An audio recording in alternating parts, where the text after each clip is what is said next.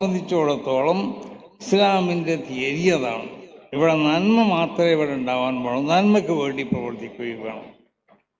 ഈ വിശുദ്ധമാവുന്നതായ ലക്ഷ്യങ്ങൾക്ക് വേണ്ടി പ്രവർത്തിക്കുന്ന ഒരു സംഘടനയാണ് സമസ്ത കേരള ജമിയത്തുൽ ഉലമ.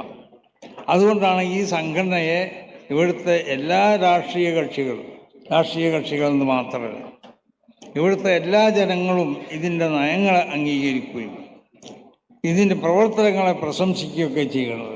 സമസ്ത കേരള ജമിയത്തുൽ ഉലമയുടെ ഇതേവരെയുള്ള കാലഘട്ടത്തിൽ ഈ പറയപ്പെട്ട സ്വഭാവങ്ങൾക്കെതിരായ ഒരു പ്രവൃത്തിയും സമസ്ത കേരള ജമിയത്തുൽ ഉലമയിൽ നിന്നുണ്ടായിട്ടില്ല.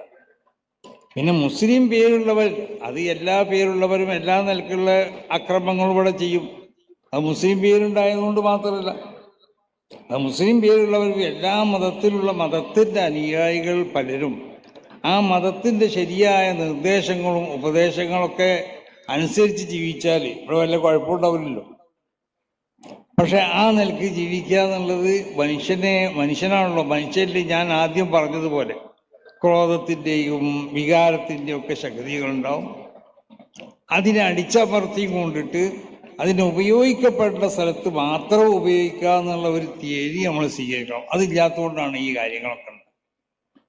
അപ്പം അതുകൊണ്ട് സമസ്ത കേരള ജമിയത്തുൽ ഉലമ ഈ വിശുദ്ധമാവുന്നതായ ഈ അടിത്തറയുടെ പേരിൽ സ്ഥാപിക്കപ്പെട്ടതായ ഒരു സംഘടനയാണ്. അതായത് ഇസ്ലാമിൻ്റെ വിശുദ്ധമായ അടിത്തറ.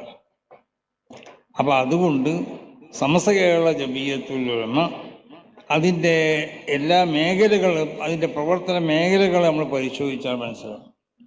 ഇവിടെ വിദ്യാഭ്യാസം, ആ വിദ്യാഭ്യാസം ശരീഅത്ത് എതിർക്കാത്ത ഏതെല്ലാം വിദ്യാഭ്യാസങ്ങളുണ്ടോ ആ വിദ്യാഭ്യാസങ്ങളെ മുഴുവൻ പ്രോത്സാഹിപ്പിക്കുന്ന ഒരു സംഘടനയാണ് സമസ്ത കേരള ജമിയത്തുൽ ഉലമ. ഇവിടുത്തെ ഒരു ടെക്നോളജിക്കും സമസ്ത കേരള ജമിയത്തുൽ ഉലമ എതിരല്ല. പുതിയ പല ടെക്നോളജികളും വന്നു. അപ്പം അതിനൊക്കെ പ്രോത്സാഹിപ്പിക്കുന്ന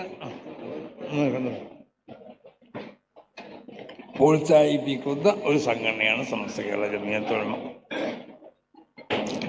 വിദ്യാഭ്യാസം മാത്രമല്ല, മനുഷ്യൻ്റെ ആരോഗ്യപരമായ ഇസ്ലാം ഏറ്റവും പ്രധാനം നൽകിയ ഒന്നാണ് ആരോഗ്യം എന്നുള്ളത്.